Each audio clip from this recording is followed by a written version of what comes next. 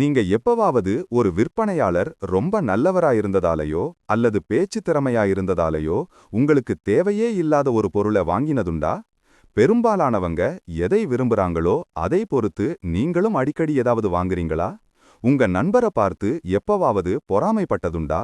நிறைய தேர்வுகள் இருக்கும்போது எதை தேர்வு பண்றதுன்னு கஷ்டப்படுறீங்களா? உங்க பதில் ஆமாம் அப்படின்னா நீங்களும் மத்த எல்லாரையும் போலதான். நீங்க தவறான சிந்தனையின் வலையில மாட்டிக்கிட்டு இருக்கீங்க. தெளிவான சிந்தனையின் கலை the art of thinking clearly என்ற புத்தகத்தின் இந்த சுருக்கத்துல மக்கள் ஏன் தெளிவா யோசிக்க தவறாங்க, அந்த மனச்சிக்கல்களை எப்படி தவிர்க்கிறதுன்னு தெரிஞ்சுப்பீங்க. அறிவாற்றல் சார்புகள் காக்னிட்டிவ் பயாசஸ் மற்றும் மனதின் குறுக்கு வழிகள் மென்டல் ஷார்ட்கட்ஸ், அதோட நன்மைகள் மற்றும் தீமைகள் பத்தி நீங்க கத்துப்பீங்க. இந்த சுருக்கம் நீங்க இன்னும் அதிகமா தர்க்க ரீதியா லாஜிக்கலா யோசிக்கவும் சிறந்த முடிவுகளை எடுக்கவும் உதவும். தெளிவான சிந்தனையின் ரகசியங்களை தெரிஞ்சுக்க இந்த ஆடியோ புக் சுருக்கத்தோட முடிவு வரைக்கும் எங்க கூட இருங்க. அப்படி செஞ்சீங்கன்னா உங்க முடிவெடுக்கும் திறன்களை மேம்படுத்தவும் அதிக பகுத்தறிவுள்ள வாழ்க்கை வாழவும் உங்களுக்கு தேவையான கருவிகள் கிடைக்கும். நீங்க இங்க இருக்கும்போதே எங்க சேனல்ல இருக்கிற மத்த சுருக்கங்களையும் பாருங்க. நாங்க பலதரப்பட்ட புத்தகங்களின் சுருக்கங்களை இலவசமா கொடுக்கறோம். வாங்க எப்படி தெளிவா யோசிக்கலான்னு பாப்போம். கருப்பு அன்னம் பிளாக் ஸ்வான். பல நூற்றாண்டுகளாக அன்னங்கள் வெள்ளை நிறத்தில் மட்டுமே இருக்கும்னு மக்கள் நம்பினாங்க. வேற எந்த நிறத்திலையும் யாரும் அன்னத்தை பார்த்ததில்ல. அதனால அன்னங்கள் வெள்ளையாக தான் இருக்கும்னு எல்லாரும் ஏத்துக்கிட்டாங்க. ஆனா 1697ஆம் வருஷம் விலம் டெவ்லாமிங் என்ற ஒரு ஆராய்ச்சியாளர் ஆஸ்திரேலியால கருப்பு அன்னங்களை கண்டுபிடிச்சார். அப்போதிருந்து கருப்பு அன்னம் என்ற வார்த்தை ஒரு அரிதான, சாத்தியமற்ற, எதிர்பார்க்க முடியாத மற்றும் ஆச்சரியமான நிகழ்வை குறிக்க ஆரம்பிச்சது. புள்ளிவிவர நிபுணர் ஸ்டாட்டிஸ்டிஷியன் மற்றும் கட்டுரையாளர் எஸ்ஸேயிஸ்ட் நசீம் நிக்கோலஸ் தாலிப் தன் தி பிளாக் ஸ்வான் என்ற புத்தகத்துல இந்த கருத்தை விளக்கமா சொல்றார். ஒரு உதாரணத்தை பார்ப்போம். தினமும் டவ் ஜோன்ஸ் குறியீடு கொஞ்சம் ஏறுவது அல்லது இறங்குவதுமா இருக்கும். இந்த சின்ன மாற்றங்களால முதலீட்டாளர்கள் அதிகமா பாதிக்கப்படுவது இல்ல. ஆனா 1987ஆம் வருஷம் அக்டோபர் 19ஆம் தேதி சந்தை திடீர்னு 22% வீழ்ச்சியை சந்திச்சது. இந்த சறுக்கள் உலக அளவில் தாக்கத்தை ஏற்படுத்தி இன்னும் ஒரு முக்கியமான வரலாற்று நிகழ்வா கருதப்படுது. அதேபோல ஒரு கருப்பு அன்னம் நிகழ்வு உங்க வேலை, வியாபாரம், வாழ்க்கை மற்றும் நாட்டையும் பாதிக்கலாம். ஒரு கருப்பு அன்னம் சாதகமாகவும் இருக்கலாம், பாதகமாகவும் இருக்கலாம். உதாரணத்துக்கு, உங்க தொழிலில் ஒரு பெரிய வாய்ப்பு கிடைப்பது அல்லது ஒரு தங்கச் சுரங்கத்தை கண்டுபிடிப்பது ஆகியவை சாதகமான கருப்பு அன்னம் நிகழ்வுகள். இதுக்கு மாறாக, பூமியில ஒரு பெரிய விண்கல் மோதல் ஒரு பாதகமான கருப்பு அன்னம் நிகழ்வுக்கு ஒரு உதாரணம். நமக்கு தெரிஞ்ச உண்மைகள், நமக்கு தெரியாதுன்னு தெரிஞ்ச விஷயங்கள் மற்றும் நமக்கு தெரியாதுன்னு தெரியாத விஷயங்கள்னு நிறைய விஷயங்கள் இருக்கு. தெரிஞ்ச உண்மைகள் பொது அறிவு போல எளிமையானவை. தெரியாதுன்னு தெரிஞ்ச விஷயங்கள்னா பிரபஞ்சம் எவ்வளவு பெரியது, இன்டர்நெட் நம்மை புத்திசாலியாக்குதா இல்ல முட்டாளாக்குதா போன்ற கேள்விகள். இந்த கேள்விகளுக்கு எதிர்காலத்துல நமக்கு பதில் கிடைக்க ஒரு வாய்ப்பு இருக்கு. ஆனா நமக்கு தெரியாதுன்னு தெரிஞ்ச விஷயங்கள் வேறு மாதிரியானவை. உதாரணத்துக்கு 2 நூற்றாண்டுகளுக்கு முன்னாடி சமூக ஊடகங்கள் நம்ம வாழ்க்கையில ஆதிக்கம் செலுத்தும்னு யாராலும் கணிச்சிருக்க முடியாது. அதனால கருப்பு அன்னங்கள் பத்தி நாம ஏன் தெரிஞ்சுக்கணும்? ஏன்னா சமீப காலமா அது அதிகம் முக்கியமானதா ஆகிடுச்சு. நாம எதிர்காலத்துக்காக திட்டம் போடுறோம், ஆனா அது கருப்பு அன்னம் நிகழ்வுகளுக்கு முழுசா தயார்படுத்தாது. கூடவே நம்ம மூளைகள் நம்மளோட வேட்டை மற்றும் உணவு சேகரிப்புக்கு உதவுறதுக்காக உருவானவை. நம்ம பழங்கால முன்னோர்கள் அசாதாரணமான எதையும் சந்திக்கல. அவங்க மான்களை துரத்துனாங்க. அது வேகமாகவோ அல்லது மெதுவாகவோ, கொழுப்பாகவோ அல்லது ஒல்லியாகவோ இருக்கலாம். அவங்க பார்த்ததை கணித்து மற்றும் கற்றுக்கொள்வது எளிதாய் இருந்துச்சு. ஆனா இன்றைய நவீன உலகம் வித்தியாசமானது. தொழில்நுட்ப முன்னேற்றத்துக்கு நம்ம மூளையால் ஈடு கொடுக்க முடியல. பல பேர் கருப்பு அன்னம் நிகழ்வுகளை அனுபவிச்சு கோடீஸ்வரர்களா இருக்காங்க. ஜே.கே. ரவுலிங், லாரி பேஜ் மற்றும் உசேன் போல்ட் போன்றவங்க ஒரு பெரிய திருப்புமுனை மூலம் பெரும் வெற்றியும் சிறுவமும் அடைஞ்சாங்க. இது சமீப காலமா தான் சாத்தியமாகி இருக்கு. அப்போ கருப்பு அன்னங்கள் பற்றின அறிவால் நமக்கு எப்படி பயன் கிடைக்கும்? ஒரு சாதகமான கருப்பு அன்னம் உருவாக வாய்ப்புள்ள சூழ்நிலைகள்ல உங்களை வச்சுக்கோங்க. வெற்றிகரமான தொழிலதிபர்கள், கலைஞர்கள் மற்றும் முதலீட்டாளர்களுக்கு அதிக வாய்ப்புகள் கிடைக்கும். ஏன்னா ஏதோ ஒரு கட்டத்துல பல பேர் அவங்க தயாரிப்புகளை பாராட்டுவாங்க. மத்தபடி ஊழியர்கள், பத்திரிகையாளர்கள் அல்லது பல் மருத்துவர்கள் டென்டிஸ்ட்ஸ் அவங்க தங்களோட நேரத்தை விற்பதால் அவங்களுக்கு வாய்ப்புகள் குறைவாயிருக்கும். ஏன்னா அவங்க பெரிய திருப்புமுனை எப்பவும் வராது. பொதுவா கடன் இல்லாம இருப்பதன் மூலமாகவும் பணம் சேமிப்பதன் மூலமாகவும் மற்றும் எச்சரிக்கையா முதலீடு செய்வதன் மூலமாகவும் பாதகமான கருப்பு அன்னங்களிடமிருந்து உங்களை பாதுகாத்துக்கலாம். உங்களுக்கு ஒரு பெரிய வாய்ப்பு கிடைக்குதோ இல்லையோ, பணத்தை சேமிங்க. சமூக நிரூபணம், சோஷியல் ப்ரூஃப். நீங்க ஒரு இசை நிகழ்ச்சிக்காக போய்கிட்டு இருக்கீங்கன்னு நினைச்சுக்கோங்க. போற வழியில வானத்தை பார்த்துட்டு இருக்கிற ஒரு கூட்டத்தை பாக்குறீங்க. இயல்பா என்ன நடக்குதுன்னு தெரிஞ்சுக்க விரும்பி நீங்களும் வானத்தை பாக்குறீங்க. இதுக்கு தான் சமூக நிரூபணம்னு பெயர். அந்த இசை நிகழ்ச்சியில தனியா நிகழ்ச்சி கொடுக்கிறவர் அசாதாரணமான திறமையை காட்டுறார். பார்வையாளர்கள்ல ஒருத்தர் கைத்தட்ட ஆரம்பிக்கிறாங்க. சீக்கிரமே நீங்க உட்பட மத்த எல்லாரும் சேர்ந்து கைத்தட்ட ஆரம்பிக்கிறீங்க. இதுவும் சமூக நிரூபணம்தான். நிகழ்ச்சி முடிஞ்சதும் உங்க கோட்டை எடுத்துக்க கவுண்டருக்கு போறீங்க. நிகழ்ச்சி டிக்கெட் விலையிலேயே சேவைக்கான கட்டணமும் சேர்க்கப்பட்டிருந்தாலும் சில பேர் ஊழியர்களுக்கு டிப்ஸ் கொடுப்பத பாக்குறீங்க. சமூக நிரூபணம் காரணமா நீங்களும் டிப்ஸ் கொடுக்கறீங்க. சமூக நிரூபணத்தை கூட்ட மனப்பான்மை, ஹர்ட் மென்டாலிட்டி என்றும் சொல்லலாம். மக்கள் மத்தவங்கள பின்பற்றுவதால இது நடக்குது. ஏன்னா அவங்க செய்வது சரியானது என்று நம்புறாங்க. பல பேர் ஒரே விஷயத்தை செய்வதாலோ அல்லது நம்புவதாலோ அதுவே சரியான நடத்தை அல்லது கருத்து என்று எண்ணப்படுது. மக்கள் யோசிக்காமலே மத்தவங்கள பார்த்து செய்கிறார்கள். ஃபேஷன், உணவு மற்றும் ட்ரெண்டுகள் எல்லாமே சமூக நிரூபணத்தால தான் ஓட்டப்படுது. ஆனா இதுக்கு எதிர்மறை விளைவுகளும் இருக்கு. உதாரணத்துக்கு, பங்குச் சந்தையில மக்கள் பயம் கொள்வது அல்லது மதத்தின் பெயரால தற்கொலை செய்வது போல. 1950களில் பிரபலமான உளவியலாளர் சாலமன் ஆஷ் சமூக அழுத்தம் எப்படி பொது அறிவை மாத்தி அமைக்கும்னு காட்டுறதுக்கு ஒரு எளிய பரிசோதனையை நடத்தினார். ஒருத்தருக்கு 4 கோடுகள் வரையப்பட்ட ஒரு தாள் கொடுக்கப்பட்டுச்சு. அசல் கோட்டின் உயரத்துக்கு பொருந்தும் கோட்டை தேர்வு செய்வதுதான் அந்த பணி. கோடு ஏ குட்டையாகவும் கோடு பி நீளமாகவும் கோடு சி அசல் கோட்டின் அதே உயரமுடையதாகவும் இருந்துச்சு. தனிமையில இருக்கும்போது அந்த நபர் எப்பவும் சரியான பதிலை தேர்வு செஞ்சு அந்த பணியை எளிதா நிறைவு செய்தார். ஆனா அந்த உளவியலாளர் 5 நடிகர்களை வாடகைக்கு எடுத்து அவரை பங்கேற்க வைத்தார். நடிகர்களுக்கு கோடு ஏயை பதிலாக தேர்வு செய்யும்படி அறிவுறுத்தப்பட்டுச்சு. அவங்க பதில கேட்ட பிறகு அந்த பங்கேற்பாளர் குழப்பமடைஞ்சு 33 சமயம் தவறான பதிலை தேர்வு செய்தார். அதாவது கோடு சிக்கு பதிலா கோடு ஏயை தவறா தேர்வு செய்த நடிகர்களால் அவர் பாதிக்கப்பட்டார். சமூக நிரூபணம் ஏன் நம்ம மேல அவ்வளவு ஆழமான தாக்கத்தை ஏற்படுத்துது?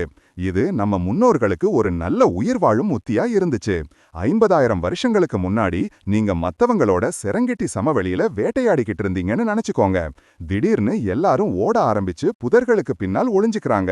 நீங்க என்ன செய்வீங்க? அவங்க சிங்கத்தை பார்த்தாங்களா அல்லது வேட்டையாடுறதுக்கு ஒரு மிருகத்தை பார்த்தாங்களான்னு யோசிக்க நிற்பீங்களா? மாட்டீங்க. நீங்க உடனே அந்த குழுவை பின்பற்றுவீங்க. முதலில் செய், அப்புறம் யோசி. அந்த காலத்துல வித்தியாசமா நடந்துகிட்ட யாரும் உயிர் வாழல.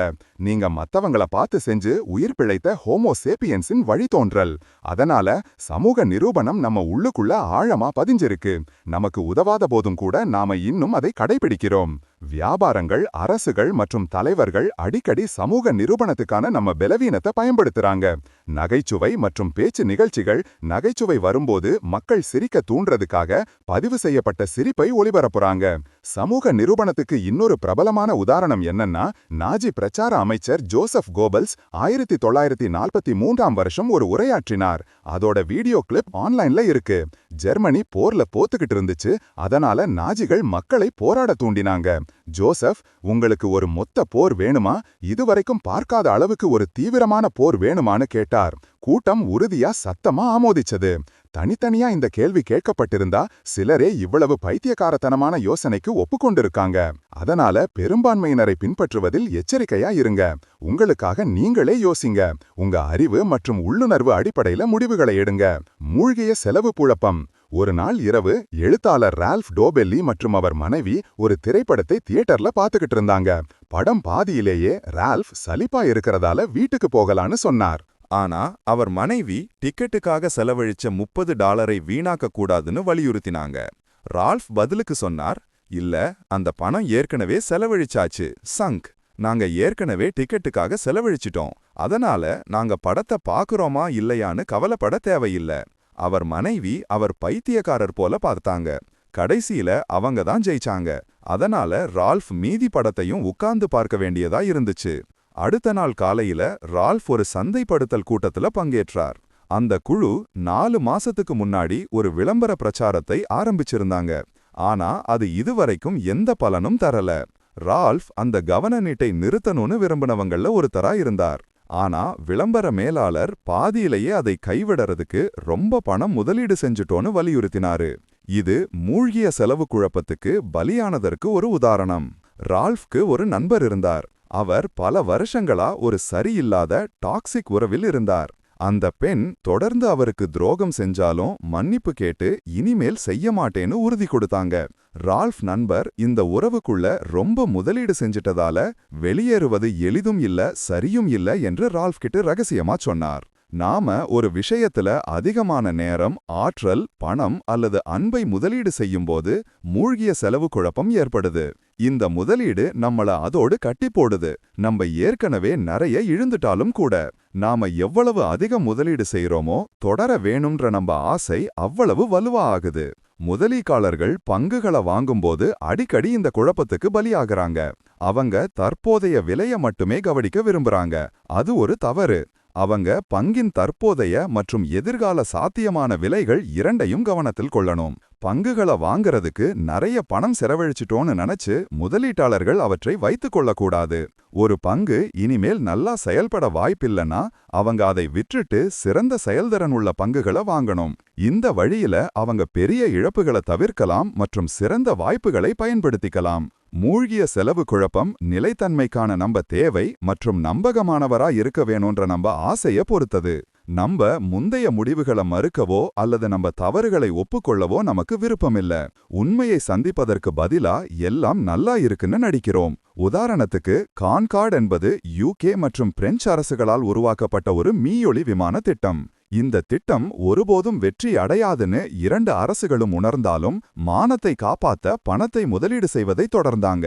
கான்கார்ட் திட்டத்தை மூடியிருந்தால் அவங்க தவறை ஒப்புக்கொண்டிருக்கணும். அமெரிக்கா வியட்நாம் போரின் போதும் இதே தவறை செஞ்சுச்சு. அமெரிக்கா தோற்றுக்கிட்டு இருக்குன்னு தெளிவா தெரிஞ்சாலும் அவங்க போராட தொடர்ந்தாங்க. அவங்க போராட தொடர்ந்ததால தோல்வியை ஏத்துக்க முடியல. இப்போ நீங்க யோசிங்க, வேலை செய்யாத ஒரு விஷயத்துல நிறைய நேரம், ஆற்றல், பணம் மற்றும் கவனம் முதலீடு செஞ்சிருக்கீங்களா? ஏற்கனவே எவ்வளவு முதலீடு செஞ்சீங்கன்னு கவனிக்காதீங்க. அதிலிருந்து வெளியேற முடிஞ்சா அதை செஞ்சிட்டு எதிர்காலத்தை பத்தி யோசிங்க. அதை வைத்துக் கொண்டிருப்பது அதிக இழப்புகள் மற்றும் சிறந்த வாய்ப்புகளை தவறவிடுவதற்கே வழிவகுக்கும். பரிமாற்றம். விமான நிலையம் அல்லது ரயில் நிலையத்துல ஒரு மத பிரிவை சேர்ந்தவங்க உங்களை அணுகிறதை எப்பவாவது சந்தித்திருக்கீங்களா? அவங்க உங்களுக்கு பூக்கள் அல்லது வேறு சில பொருட்களை கொடுக்க முயல்வாங்க. அது ஒரு பரிசு அல்லது இலவசம் என்று உங்களிடம் சொல்லுவாங்க. நீங்க வேண்டான்னு சொல்லிட்டு போக நினைச்சாலும் உங்களால முடியாது. கடைசியில அவங்க கொடுத்ததை நீங்க ஏத்துப்பீங்க. அப்புறம் அந்த பிரிவின் இன்னொரு உறுப்பினர் உங்களிடம் நன்கொடை கேட்பதை பாக்குறீங்க. இந்த கருத்துக்கு தான் பரிமாற்றம் என்று பெயர். அதாவது ஒருவருக்கு ஒருவர் கொடுத்து பயன்பெறுவது, மியூச்சுவல் எக்ஸ்சேஞ்ச். இது பல பிரச்சாரங்கள் மற்றும் விற்பனை நுட்பங்களின் வெற்றிக்கு பின்னால் இருக்கும் ரகசியம். ஒருத்தர் இன்னொருத்தருக்கு கடன்பட்டதா உணர விரும்ப மாட்டாங்க மற்றும் உபகாரத்தை திரும்ப செய்ய விரும்புவாங்க. அதனாலதான் சில தனிநபர்கள் அல்லது குழுக்கள் இந்த தொழில்நுட்பத்தை பயன்படுத்தி பொருட்களை இலவசமா கொடுக்கறாங்க. பதிலுக்கு நீங்க அவங்களுக்காக ஏதாவது செய்வீங்கன்னு நம்பி. NGOக்கள் மற்றும் தொண்டு நிறுவனங்கள் அடிக்கடி பரிமாற்ற கொள்கையை பயன்படுத்துறாங்க. உதாரணத்துக்கு ஒரு சுற்றுச்சூழல் நிறுவனம் அழகான அஞ்சல் அட்டைகளை விநியோகிக்கலாம். அவங்க இதை அஞ்சல் அட்டை ஒரு பரிசு மற்றும் நீங்கள் நன்கொடை செய்யாவிட்டாலும் அதை வைத்திருக்கலாம் என்று கூறும் கடிதத்துடன் அனுப்புறாங்க. இது அவங்க செய்யற தந்திரம்னு உங்களுக்கு தெரிஞ்சாலும் கூட உங்களால் அந்த அஞ்சல் அட்டையை தூக்கி போட முடியாது. பரிமாற்றத்தை மென்மையான மிரட்டல் அல்லது சாதாரண ஊழல் வடிவமா கூட நீங்க கருதலாம். உதாரணத்துக்கு ஒரு விற்பனை முகவர் உங்களை ஒரு இலவச நிகழ்ச்சிக்கு அழைச்சிட்டு அவங்க பொருட்களை வாங்க அழுத்தம் இல்லை என்றும் அதனால நீங்க எதையும் வாங்க தேவையில்லை என்றும் உங்களிடம் சொல்வார். ஆனா இதை கேட்ட பிறகு நீங்க ஏதாவது ஆர்டர் செய்ய தூண்டப்படலாம். அந்த விற்பனை முகவர் நீங்க அவருக்கு கடன்பட்டதா உணர வைப்பார் மற்றும் அவர் விற்பதை வாங்குவது அந்த கடனை திருப்பி செலுத்தும் வழியாயிருக்கும். பரிமாற்றத்தின் தொழில்நுட்பம் பழங்காலம் முதல் இருந்திருக்கு. நம் முன்னோர்கள் இதை உயிர் வாழ பயன்படுத்தினாங்க. அந்த காலத்துல தினமும் உணவு கிடைக்கும்னு உறுதியில்ல. ஒரு நாள் நீங்க ஒரு பெரிய மானை வேட்டையாடுறதுக்கு அதிர்ஷ்டசாலியா இருந்தீங்கன்னு நினைச்சுக்கோங்க. உங்களால் அந்த மானை முழுசையும் ஒரே நாள்ல சாப்பிட முடியாது. அதனால நீங்க உங்க தோழர்கள்ல சிலரோட அதை பகிர்ந்துப்பீங்க. பதிலுக்கு அடுத்த தடவை உங்க தோழர்கள் ஒரு பெரிய மிருகத்தை பிடிச்சாங்கன்னா அவங்க உங்ககிட்ட பகிர்ந்துப்பாங்க. ஒரு உயிர் வாழும் தொழில்நுட்பத்தை தவிர பரிமாற்றம் ஆபத்து மேலாண்மையாகவும் வேலை செய்யுது. உறவினர் இல்லாத மனிதர்களுக்கு இடையேயான ஒத்துழைப்புக்கு பரிமாற்றம் முக்கியமாயிருக்கு. வியாபாரம், பணம் சம்பாதிப்பது மற்றும் வளர்ச்சிக்கு இது தேவை. பரிமாற்றம் மற்றும் கொடுத்து பெறுவது இல்லாம உலக பொருளாதாரம் என்ற கருத்தே இருக்காது. இது பரிமாற்றத்தோட சாதகமான பக்கம். ஆனா தந்திரம் மற்றும் பழிவாங்கும் ஆசை எதிர்மறையான பக்கங்கள். இரண்டு எதிரெதிர் பக்கங்கள் ஒருவர் பின்வாங்க முடிவெடுக்கும் வரைக்கும் சண்டையிட்டுக் கொண்டே இருப்பார்கள். இந்த கருத்து பழிவாங்கும் உணர்ச்சியை காட்டுது. இப்போ உங்களுக்கு பரிமாற்றம் பற்றி தெரிஞ்சதால அடுத்த தடவை யாராவது உங்களுக்கு இலவசமா ஏதாவது கொடுக்க முயற்சி செஞ்சா அவங்க பதிலுக்கு உங்ககிட்ட ஏதாவது விரும்புறாங்கன்னு புரிஞ்சுக்கோங்க. பொறாமை, என்வி. எந்த சூழ்நிலை உங்களை மோசமா உணர வைக்கும்? உங்க நண்பருக்கு சம்பள உயர்வு கிடைக்குது, ஆனா உங்களுடையது அப்படியே இருக்கு. உங்களுக்கும் உங்க நண்பருக்கும் சம்பளம் மாறாம அப்படியே இருக்கு. உங்களுக்கும் உங்க நண்பருக்கும் சம்பளம் 10% குறைக்கப்படுது. உங்க பதில் சூழ்நிலை என்றால் கவலைப்படாதீங்க. நீங்களும் பலரைப் போலவே பொறாமையை அனுபவிக்கிறீங்க.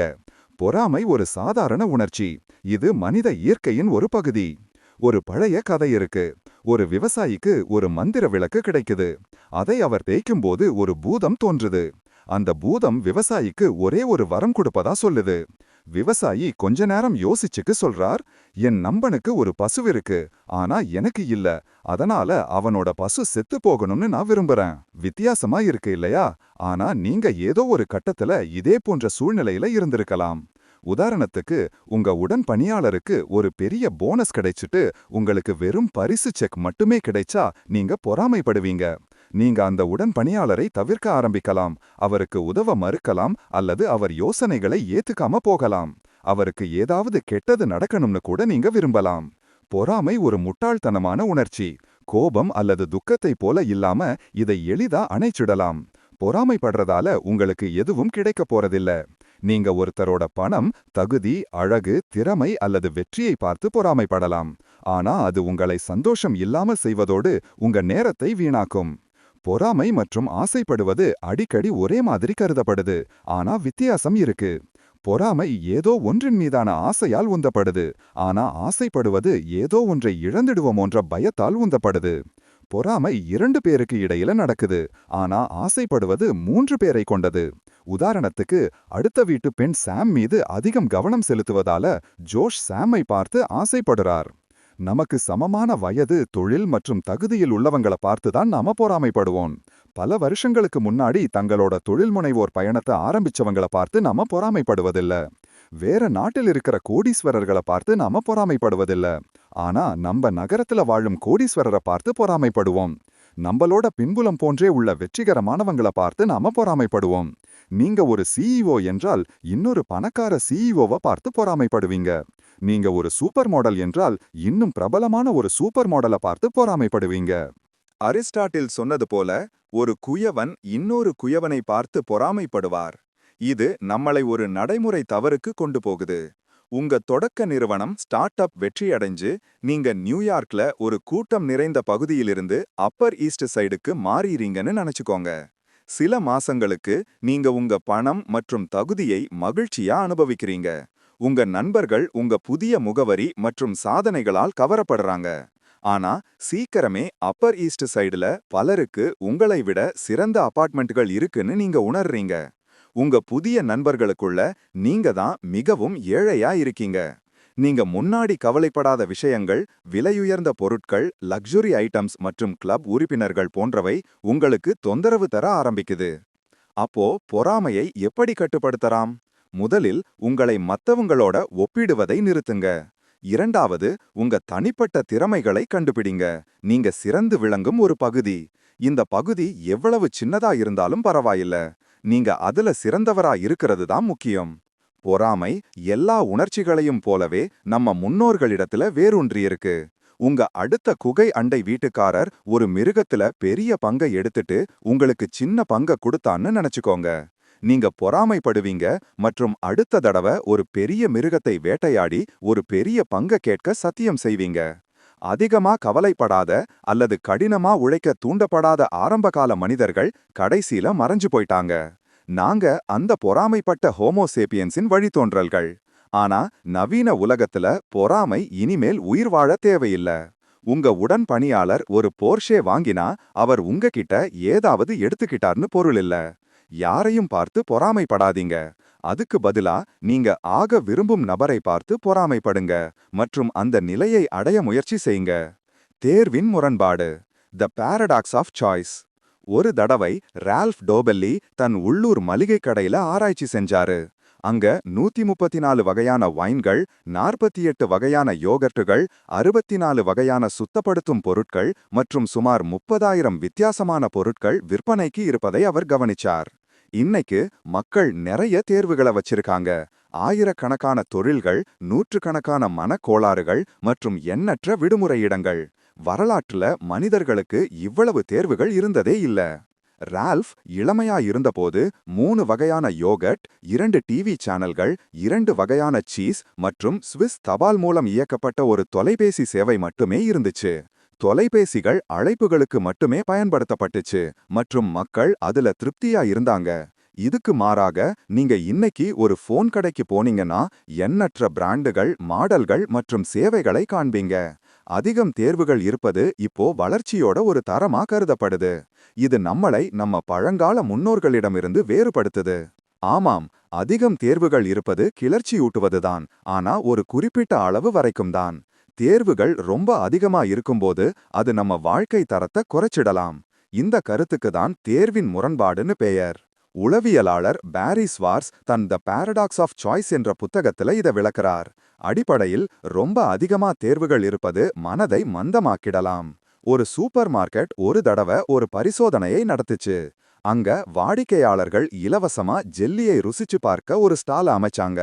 மொத்தம் 24 வகையான ஜெல்லி இருந்துச்சு மற்றும் வாடிக்கையாளர்கள் அவங்களுக்கு தேவையான அளவுக்கு ருசிச்சு பார்த்துட்டு தள்ளுபடின்னு வாங்கிக்கலாம். அடுத்த நாள் சூப்பர் மார்க்கெட் உரிமையாளர் பரிசோதனையை மீண்டும் செஞ்சார். ஆனா 6 ஃபிளேவர்களை மட்டுமே காட்சிப்படுத்தினார். விளைவு என்ன? இரண்டாவது நாள் அதிகமா மக்கள் ஜெல்லி வாங்குறாங்க. முதல் நாள் 24 வித்தியாசமான வகைகள்ல இருந்து தேர்வு செய்வது மக்களுக்கு கஷ்டமா இருந்ததால அவங்க எதையும் வாங்கல. சூப்பர் மார்க்கெட் உரிமையாளர் மற்ற பொருட்களையும் வச்சு இதே பரிசோதனையை செஞ்சு பார்த்தார். அதே விளைவை பெற்றார். குறைவான தேர்வுகள் இருக்கும்போது அதிகமா பொருட்கள் விற்கப்பட்டுச்சு. தேர்வின் முரண்பாட்டுக்கு இன்னொரு காரணம் என்னன்னா, ரொம்ப அதிகமா தேர்வுகள் இருப்பது அடிக்கடி மோசமான முடிவுகளுக்கு வழிவகுக்குது. உதாரணத்துக்கு, கல்லூரி மாணவர்களிடம் வாழ்க்கை துணையிடம் எந்தெந்த தகுதிகளை விரும்புறீங்கன்னு கேட்டீங்கன்னா அவங்க கனிவு, அறிவுத்திறன் மற்றும் நல்ல நகைச்சுவை போன்ற பொதுவான தகுதிகளை குறிப்பிடலாம். ஆனா கல்லூரி மாணவர்கள் உண்மையிலேயே டேட்டிங் செல்லும்போது இந்த தகுதிகளை பத்தி யோசிக்கிறாங்களா? பல வருஷங்களுக்கு முன்னாடி ஒரு கிராமத்துல சாதாரணமா இருந்த ஒரு இளைஞன் தன்னோட வளர்ந்த 20 பெண்களுக்குள்ள இருந்து ஒரு துணையை தேர்வு செஞ்சிருக்கலாம். அவங்க ஒருத்தருக்கொருத்தர் குடும்பங்கள் மற்றும் பின்புலங்கள் பற்றி நல்லா தெரிஞ்சிருந்தாங்க. இங்க அந்த இளைஞனின் முடிவு பொதுவான நல்ல தகுதிகளின் அடிப்படையில இருந்துச்சு. இன்னைக்கு இளைஞர்களுக்கு ஆன்லைன் டேட்டிங் போல தேர்வுகள் இருக்கு. அங்க மில்லியன் கணக்கான மக்கள்ல இருந்து அவங்க தேர்வு செய்யலாம். ஆனா இவ்வளவு தேர்வுகள் இருக்கும்போது ஒரே ஒருத்தரை தேர்வு செய்வது கஷ்டமா ஆகுது. அதனால அவங்க மூளைகள் அவங்க முடிவெடுக்கும் அளவுகோல கிரைட்டீரியா உடல் அழகுக்குள்ள மட்டுமே வரையறுக்குது. தேர்வின் முரண்பாட்டுக்கு மூன்றாவது காரணம் என்னன்னா, ரொம்ப அதிகமா தேர்வுகள் இருப்பது திருப்தி இல்லாத நிலைக்கு வழிவகுக்குது. உதாரணத்துக்கு, நீங்க புதிய காலணிகள் வாங்க விரும்பி கடையில 200 வகைகள் இருந்தா சிறந்த ஜோடியை தேர்வு செய்றீங்கன்னு உங்களால எப்படி உறுதியா சொல்ல முடியும்? பதில் என்னன்னா, உங்களால் முடியாது. அதிகமா தேர்வுகள் இருந்தா அதிகமா குழப்பம் அடைவீங்க மற்றும் திருப்தி இல்லாம இருப்பீங்க. அப்போ இந்த சிக்கலுக்கு தீர்வு என்ன? கடைக்கு போறதுக்கு முன்னாடி அல்லது ஆன்லைன்ல தேடுறதுக்கு முன்னாடி உங்களுக்கு என்ன பிடிச்சிருக்குன்னு கவனமா யோசிங்க. உங்க அளவுகோல்களின் பட்டியலை உருவாக்கி அதுல உறுதியா இருங்க. நீங்க ஒருபோதும் ஒரு சரியான முடிவை எடுக்க முடியாது என்பதையும் ஏத்துக்கோங்க. நீங்க தேர்வு செய்வதைக் கொண்டு சந்தோஷமாகவும் திருப்தியாகவும் இருக்க கத்துக்கோங்க. இது வாழ்க்கை துணையை தேடும் விஷயத்துக்கும் பொருந்தும். நீங்க ஒருபோதும் ஒரு சரியான நபரை தேர்வு செய்ய முடியாது. அதனால நீங்க தேர்வு செஞ்ச நபரை அவங்க குறைபாடுகள் உட்பட ஏத்துக்க கத்துக்கோங்க மற்றும் அவரை நேசிங்க. ஓட்டுநர் அறிவு. 1981ஆம் வருஷம் மேக்ஸ் பிளாங்கிற்கு இயற்பியலுக்கான நோபல் பரிசு வழங்கப்பட்டுச்சு. அவர் ஜெர்மனி முழுக்க சுற்றுப்பயணம் செஞ்சு குவாண்டம் இயற்பியல் பற்றி உரைகள் கொடுத்தார். ஒவ்வொரு தடவையும் அவர் ஒரே உரையை தான் வழங்கினார். அவரோட ஓட்டுநர் அவர் கூடவே சுற்றுப்பயணம் செஞ்சதால சீக்கிரமே அந்த உரையின் ஒவ்வொரு வார்த்தையையும் மனப்பாடம் செஞ்சிட்டார். ஒரு நாள் அந்த ஓட்டுநருக்கு ஒரு சிறந்த யோசனை தோணுச்சு. அவர் பிளாங்க் கிட்ட கேட்டார், பேராசிரியர் பிளாங்க், ஒரே உரையை திரும்ப திரும்ப கொடுப்பது உங்களுக்கு சலிப்பா இல்லையா? இந்த தடவை நான் மியூனிக்கில் உரை கொடுக்கட்டுமா? நீங்க என்னோட ஓட்டுநர் தொப்பியை அணிஞ்சிட்டு முன்வரிசையில உட்கார்ந்துருங்க. நான் உங்கள போல நடிக்கிறேன். அப்போ நீங்க ஓய்வெடுத்துக்கலாம். இந்த யோசனை வேடிக்கையா இருப்பதா பிளாங்க் நினைச்சார் மற்றும் ஒப்புக்கொண்டார். அன்றிரவு மியூனிக்கில் அந்த ஓட்டுநர் குவாண்டம் இயற்பியல் பற்றி ஒரு நீண்ட உரையை வழங்கினார் மற்றும் யாருக்கும் எதுவும் வித்தியாசமா தெரியல. பிறகு பார்வையாளர்கள்ல இருந்து ஒரு இயற்பியல் பேராசிரியர் எழுந்து ஒரு கேள்வி கேட்டார். ஓட்டுநர் பதிலுக்கு சொன்னார், மியூனிக் போன்ற ஒரு நவீன நகரத்துல இருந்து யாராவது இவ்வளவு எளிய கேள்வி கேட்பாங்கன்னு நான் எதிர்பார்க்கல. என் ஓட்டுநர் அதற்கு பதிலளிப்பார் மற்றும் நிச்சயமா ஓட்டுநராக வேடமிட்டிருந்த மேக்ஸ் பிளாங்க் பதிலளிப்பார். அறிவு 2 வடிவங்கள்ல வருது. முதல் வடிவம் உண்மையான அறிவு. இது ஒரு தலைப்பை தெளிவா படிக்க குறிப்பிட்ட நேரம் மற்றும் முயற்சியை செலவழிப்பவர்களுக்கு சொந்தமானது. இரண்டாவது வடிவம் ஓட்டுநர் அறிவு, சாஃபர் நாலேஜ். இது மற்றவங்கள கவர அல்லது அறிவுள்ளவரா தோற்றமளிக்க மேலோட்டமா ஒரு தலைப்பை படிக்கும்போது கிடைப்பது. ஓட்டுநர் அறிவுள்ளவர்கள் தங்களை நன்றாக பரிசீலித்துக் கொள்வார்கள், ஒரு நம்பிக்கையான குரல் மற்றும் நல்ல தோற்றத்துடன். ஆனா அவங்க புரிதல் ஆழமற்றது. அடிக்கடி ஒரு ஸ்கிரிப்டிலிருந்து ஒப்பிப்பாங்க. துரதிர்ஷ்டமா நாம அடிக்கடி ஓட்டுநர் அறிவால ஏமாற்றப்படுறோம். செய்தி வாசிப்பாளர்கள் மற்றும் சில பத்திரிகையாளர்கள் இதற்கு முக்கியமான உதாரணங்கள். செய்தி வாசிப்பாளர்கள் அவங்க வழங்கும் தலைப்புகள் பற்றி நல்லா தெரிஞ்சவங்களா போல தோன்றினாலும் உண்மையில அவங்க தயாரிக்கப்பட்ட ஒரு ஸ்கிரிப்ட மட்டுமே வாசிக்கிறாங்க. அவங்க முழுசா புரிந்து கொள்ளாத விஷயங்கள் பற்றி குழு பரிந்துரைகளை ஏற்பாடு செய்றாங்க. இதுக்கு மாறாக சில பத்திரிகையாளர்கள் வருடக்கணக்கான ஆராய்ச்சி மூலம் உண்மையான அறிவை பெற்றிருக்காங்க. அவங்க ஒரு தலைப்பின் ஆழத்தை புரிந்து கொள்ளவும் அதில் சம்பந்தப்பட்ட மக்களின் கதைகளை தெரிஞ்சுக்கவும் முயற்சி செய்றாங்க. ஆனா பல பத்திரிகைகள் இன்னும் ஓட்டுநர் அறிவு பிரிவிலேயே விழுகிறார்கள். அவங்க கூகுள் தேடல்கள் மற்றும் கேள்விப்பட்டதை அடிப்படையாக கொண்டு கட்டுரைகள் எழுதுறாங்க. அவங்க அறிக்கைகள் அடிக்கடி ஒரு தரப்பு பட்சமாகவும் மேலோட்டமாகவும் மற்றும் கிண்ணலடிப்பதாகவும் இருக்கும். ஏன்னா அவங்க கிட்ட உண்மையான புரிதல் இல்ல. ஓட்டுநர் அறிவுக்கு பலியாவதை தவிர்க்க நீங்க எச்சரிக்கையா இருக்கணும். ஒரு உண்மையான நிபுணருக்கும் எக்ஸ்பர்ட், ஒரு மோசடி பேர்வழிக்கும் சார்லட்டான் இடையேயான வித்தியாசம் என்னன்னா, நிபுணர்கள் தங்களுக்கு தெரியாததை ஒப்புக்கொள்வார்கள். அவங்க தங்கள் அறிவின் வரம்புகளை உணர்ந்திருப்பாங்க. அவங்க கிட்ட பதிலளிக்க முடியாத ஒரு கேள்வி கேட்கப்பட்டால் எனக்கு தெரியாது என்று ஒப்புக்கொள்வார்கள். மோசடி பேர்வழிகள் மறுபுறம் ஒருபோதும் இதை நேரடியா சொல்ல மாட்டாங்க. அதுக்கு பதிலா அவங்க கேள்வியை தவிர்ப்பாங்க அல்லது தங்கள் அறியாமையை மறைக்க அலங்காரமான வார்த்தைகளை பயன்படுத்துவாங்க. விருப்பச்சார்பு. ரால்ஃப் டோபெல்லியோட நண்பர் கெவின் ஒரு தடவை 2 விலையுயர்ந்த வைன் பாட்டில்களை வாங்கினார். கெவின் சாதாரண வைனை கூட அரிதாகத்தான் குடிப்பாரு. ஆனா அந்த விற்பனையாளர் ரொம்ப நல்லவராய் இருந்தார் மற்றும் அவருக்கு அழுத்தம் கொடுக்கவே இல்ல. இதனால மகிழ்ச்சி அடைந்த கெவின் அந்த வைனை வாங்கினார். இதற்கிடையில் ஜோ ஜெரார்ட் ஒரு கார் விற்பனையாளர். ஒருவேளை உலகிலேயே மிகவும் வெற்றிகரமான கார் விற்பனையாளராக இருக்கலாம். ஜோ எல்லா விற்பனை முகவர்களுக்கும் ஒரு குறிப்பிட்ட உதவிக்குறிப்பை கொடுத்தார். மிகவும் பயனுள்ள விற்பனை தொழில்நுட்பம் என்னன்னா, வாடிக்கையாளர் உங்களை விரும்புவதாகவும் மற்றும் அவங்கள பத்தி கவலைப்படுவதாகவும் நம்ப வைக்கணும்.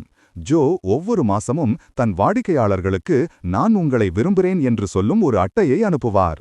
இந்த கருத்துக்கு தான் விருப்பச்சார்பு என்று பெயர். இது நம்ம ஒருத்தரை எவ்வளவு அதிகம் விரும்புறோமோ அவ்வளவு அதிகமா அவங்க கிட்ட இருந்து வாங்கவோ அல்லது அவங்களுக்கு உதவவோ விரும்புறோம் என்று பொருள். ஆராய்ச்சி நமக்கு 3 பேரை பிடிக்குதுன்னு காட்டுது. ஏ, உடல் ரீதியா கவர்ச்சியாக இருப்பவர்கள்.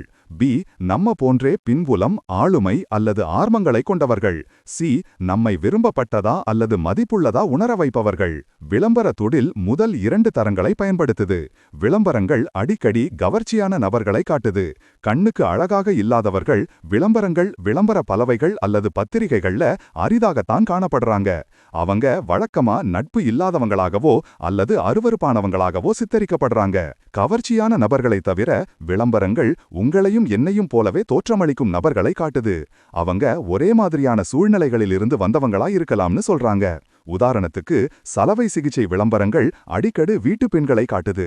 ஏன்னா அவங்க தான் அந்த பொருளுக்கான இலக்கு பார்வையாளர்கள். கண்ணாடியில் பார்த்து செய்வது விளம்பரங்களில் பயன்படுத்தப்படும் இன்னொரு தொழில்நுட்பம்.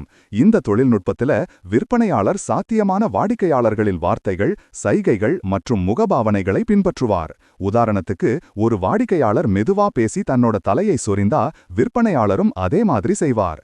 இந்த தொழில்நுட்பம் வாடிக்கையாளரை விற்பனையாளர் தங்களைப் போலவே இருப்பதாக உணர வைக்கும். இது விற்பனையாளரை பிடிக்கவும் மற்றும் பொருளை வாங்கவும் வழிவகுக்கும். விளம்பரங்கள் வாடிக்கையாளர்களை மயக்க புகழ்ச்சிகளையும் பயன்படுத்துது. ஏன்னா நீங்க அதற்கு தகுதியானவர், நீங்க அவ்வளவு வயதானவரா தோன்றல, மற்றும் அந்த நிறம் உங்களுக்கு சரியா பொருந்துது போன்ற வாக்கியங்கள் உள்ளிட்டவை. இந்த புகழ்ச்சிகள் விற்பனையாளர் நம்மை விரும்புவதாக உணர வைக்கும். இது மேலே குறிப்பிடப்பட்ட மூன்றாவது அளவுகோலை நிறைவு செய்யுது. பலநிலை சந்தைப்படுத்துதல் விருப்பச்சார்பை அடிப்படையாக கொண்டு வளர்ச்சி பெறுது. உதாரணத்துக்கு டப்பர்வேர் என்ற 2 பில்லியன் நிறுவனத்தை எடுத்துக்குங்க. அவங்க உயர்தர பிளாஸ்டிக் கண்டெய்னர்கள் உள்ளூர் சூப்பர் மார்க்கெட்களில் 75% குறைந்த விலையில் கிடைக்குது. ஆனாலும் டப்பர்வேர் விற்பனை அதிகமாயிருக்கு. ஏன்னா அவங்க விற்பனை முகவர்கள் தொடர்ந்து வீட்டு பார்ட்டிகளை நடத்துறாங்க. இதனால பலநிலை சந்தைப்படுத்துதல் 2வது மற்றும் 3வது அளவுகோள்களை பூர்த்தி செய்யுது. ஒற்றுமை மற்றும் வாடிக்கையாளருடன் நட்பை உருவாக்குவது. அரசு சாரா நிறுவனங்களும் அதிகமா நன்கொடைகளை தூண்ட விருப்பச்சார்பை பயன்படுத்துறாங்க. அவங்க அடிக்கடி தங்கள் பிரச்சாரங்களில் பெண்கள் மற்றும் குழந்தைகளின் படங்களை காட்டுறாங்க. கடுமையான தோற்றமுடைய அல்லது காயமடைந்த வீரர்களை விளம்பர பலவைகள்ல அரிதாகத்தான் காண்பீங்க. அவங்களுக்கும் நம்ம ஆதரவு தேவைப்பட்டாலும் கூட. சுற்றுச்சூழல் பாதுகாவலர்களும் தங்கள் விளம்பரங்களில் எந்தெந்த விலங்குகளை முன்னிலைப்படுத்தணும்னு தேர்வு செய்றாங்க. உலக வனவிலங்கு நிதியம் ஒருபோதும் பூச்சிகள், சிலந்திகள் அல்லது பாக்டீரியாக்களின் படங்களை தங்கள் பிரசுரங்கள்ல காட்டுவதில்ல. இந்த கிரியேட்டர்கள் நம்ம சூழலியல் மண்டலத்துக்கு முக்கியமானவைகளா இருந்தாலும் கூட. அதுக்கு பதிலா அவங்க அழகான பாண்டாக்கள், துருவ கரடிகள் மற்றும் கோலாகளின் படங்களை பயன்படுத்துறாங்க. ஒரு உயிரினம் எவ்வளவு அதிகம் மனிதனைப் போலவே நடந்து கொள்ளுதோ அவ்வளவு அதிகமா நமக்கு அதை பிடிக்கும். பல பேருக்கு நாய்களை பிடிக்கும், ஆனா ரொம்ப குறைவானவங்களுக்கு தான் பூச்சிகளை பிடிக்கும். பேட்டன் ஸ்கிப்பர் இனம் ஃப்ளை ஸ்பீச்சில்ஸ் அழிஞ்சு போனபோது யாரும் கவலைப்படவில்லை. ஆனா பேரரசர் பென்குயின்கள், எம்பரர் பென்குயின்கள் அழிஞ்சு போறத பத்தி நாம கவலைப்படுறோம். ரால்ஃப் டோபெல்லிக்கு டேவிட் என்ற ஒரு நண்பர் இருந்தார். அவர் ஒரு எண்ணெய் பம்புகளின் வியாபாரி. டேவிட் ஒரு தடவை வெளிநாட்டுல ஒரு எண்ணெய் குழாய்க்காக 10 மில்லியன் டீலை முடிச்சார். ரால்ஃப் தன் நண்பரை கேலி செஞ்சு அவர் லஞ்சம் கொடுத்து டீலை வாங்கினார்னு சொன்னார். ஆனா அது உண்மையில்ல. ஒரு கூட்டத்தின் போது டேவிட்டும் அவர் வாடிக்கையாளரும் படகில் பயணம் செய்வது பத்தி பேச ஆரம்பிச்சாங்க. அவங்க இருவருமே படகில் பயணம் செய்வதை விரும்புறாங்கன்னு கண்டுபிடிச்சாங்க. அவங்க வியாபார கூட்டம் சீக்கிரமே படகில் பயணம் செய்வது பத்தின விவாதமா மாறிடுச்சு. அந்த கணத்திலிருந்து அந்த வாடிக்கையாளருக்கு டேவிட்டை பிடிச்சு போச்சு மற்றும் அவங்க நல்ல நண்பர்கள் ஆனாங்க. இது டேவிட்டுக்கு கிடைச்ச டீலுக்கு காரணமாச்சு. நீங்க ஒரு விற்பனை முகவராயிருந்தா உங்க வாடிக்கையாளர்களை புகழுங்க. அவங்க பத்தி நல்லதா யோசிங்க.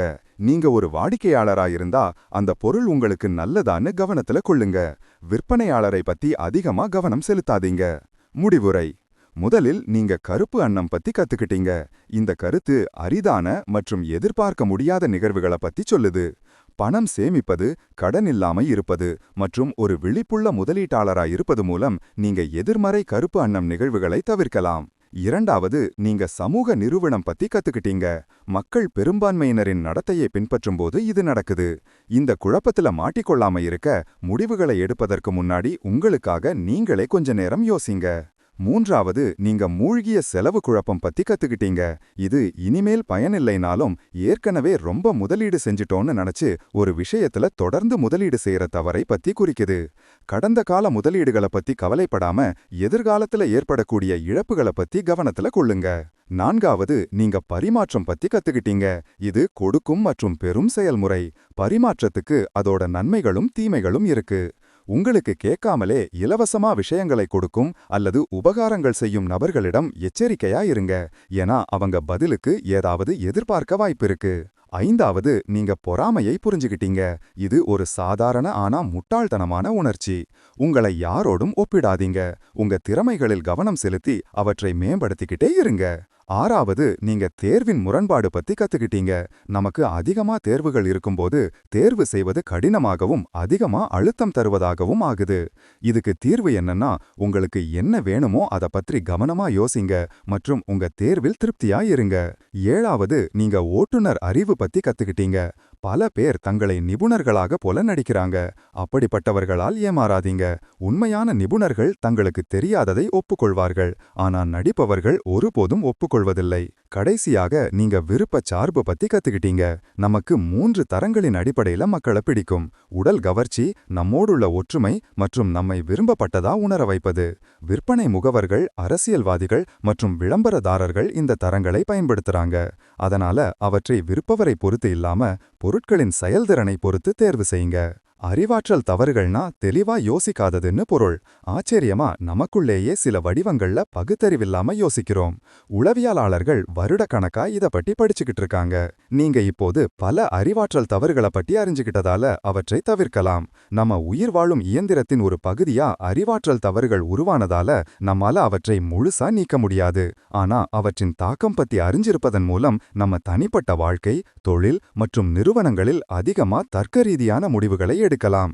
அப்படி செய்வதன் மூலம் நாம உருவாக்கும் பிரச்சனைகள் மற்றும் பகுத்தறிவில்லாத யோசனைகள் மற்றும் முடிவுகளிலிருந்து நம்மை நாமே காப்பாற்றிக் கொள்ளலாம். ரால்ஃப் டோபெல்லியின் தெளிவான சிந்தனையின் கலை என்ற புத்தகத்தோட கவர்ச்சிகரமான அறிவுகளை பத்தி நீங்க இப்போது பயணம் செஞ்சு முடிச்சிருக்கீங்க. கருப்பு அன்னம் நிகழ்வுகளின் எதிர்பாராத தன்மையை புரிந்துகொள்வது, சமூக நிரூபணத்தின் தாக்கம், மூழ்கிய செலவு குழப்பத்தின் சாதகங்களை அறிந்துகொள்வது மற்றும் பரிமாற்றத்தின் நுண்ணிய சக்தி வரை மனித சிந்தனையின் சிக்கல்களை காம்ப்ளெக்சிட்டிஸ் எப்படி கையாள்வது என்பது பத்தி விலைமதிப்பற்ற அறிவை நீங்க பெற்றிருக்கீங்க. பொறாமையின் சிக்கல்கள், தேர்வின் அதிகமான முரண்பாடு, ஓட்டுநர் அறிவின் ஏமாற்றுதல் மற்றும் விருப்பச்சார்பின் ஆழமான தாக்கம் பத்தியும் நீங்க கத்துக்கிட்டீங்க. இந்த கற்றல் தவறுகள் ஒவ்வொன்றும் நம்மை தீர்ப்பை மறைக்கலாம் மற்றும் நம்மை தவறான வழிக்கு கொண்டு போகலாம். ஆனா அறிவும் புரிதலும் மூலம் இந்த மன சிக்கல்களை தவிர்க்கலாம். அறிவாற்றல் தவறுகள் நம்ம பரிணாம அமைப்பின் எவல்யூஷனரி மேக்கப்பின் ஒரு பகுதி என்பதை நினைவில் கொள்ளுங்க. ஆனா அவற்றின் தாக்கம் பத்தி கவனமா இருப்பதன் மூலம் நீங்க உங்க தனிப்பட்ட வாழ்க்கை, தொழில் மற்றும் நிறுவனங்களில் அதிகமா தர்க்கரீதியான மற்றும் அறிவிக்கப்பட்ட முடிவுகளை எடுக்கலாம். இந்த அறிவு உங்களை நீங்களே உருவாக்கிக் கொள்ளும் பிரச்சனைகள் மற்றும் பகுத்தறிவில்லாத யோசனைகளிலிருந்து பாதுகாக்க உதவும். இந்த ஆடியோ புக் சுருக்கத்தை கேட்டதற்கு நன்றி. இது தெளிவா யோசிக்கவும் மற்றும் சிறந்த முடிவுகளை எடுக்கவும் உங்களுக்கு தேவையான கருவிகளை கொடுத்திருக்கும்னு நம்புறோம்.